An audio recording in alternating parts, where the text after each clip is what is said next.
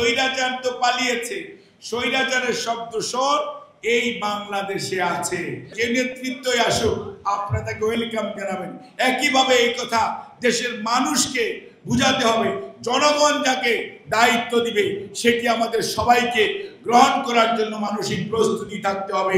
দেশের সার্বভৌমত্বকে অলমোস্ট অন্য একটি দেশের হাতে তুলে দেওয়ার ষড়যন্ত্র করে আজকে তারা পালিয়ে গেছে এবং ওখানে বসে বসে বাংলাদেশের বিশৃঙ্খলা এবং সেই পুরনো আগুন সন্ত্রাস যাদের 94-95 এর কথা মনে আছে, তাদের মনে থাকার কথাই শেরাটন হোটেলের সামনে দুই তলা বিআরটিসির বাসের মধ্যে গান পাউডার দিয়ে 11 জন মানুষকে পুড়িয়ে মারা হয়েছিল 174 দিন হরতাল করে। সেই সময়কার যারা করেছিল তারাই দেখেন আজকে বিচারের রায় হবে সেইটার আগে এবং পরে বিভিন্নভাবে দেশের মধ্যে বিশৃঙ্খলা উশৃঙ্খলা এবং সেই পুরনো কায়দায় আগুন সন্ত্রাসকে আবারও তারা মাঠে নেমেছে। কাজে এই পর্যায়েও মনে রাখতে হবে আর জাতি 5ই আগস্ট 24-এ যেমন ঐক্যবদ্ধ ছিল, আজকে যদি আমাদের মধ্যে কোনো বিভাজন হয় তাহলে লাভ হবে কাদের? লাভ হবে ওই পতিত বা পলায়নকৃত স্বৈরাচারের। আর এর ফসল ভোগ করার জন্য তারা উঠে পড়ে লেগে আছে।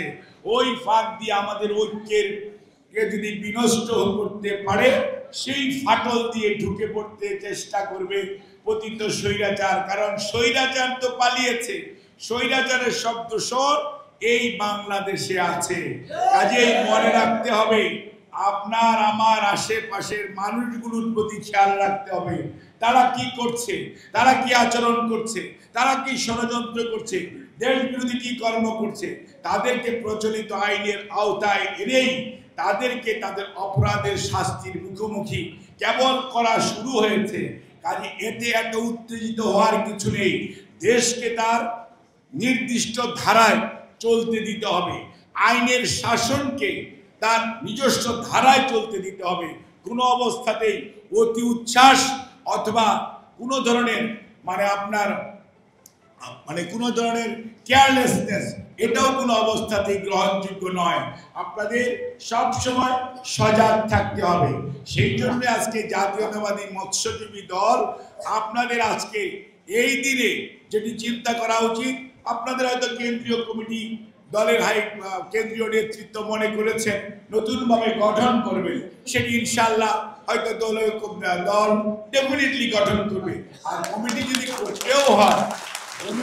করতেই হয় তাহলে আপনারা যারা বিভিন্ন সময় আপনাদের যে সভাপতি ছিলেন প্রয়াত মাহতাব ভাই দীর্ঘদিন যাবৎ কিন্তু মৎস্যজীবী দল করেছেন, আপনার তাকে শ্রদ্ধা জানানো উচিত।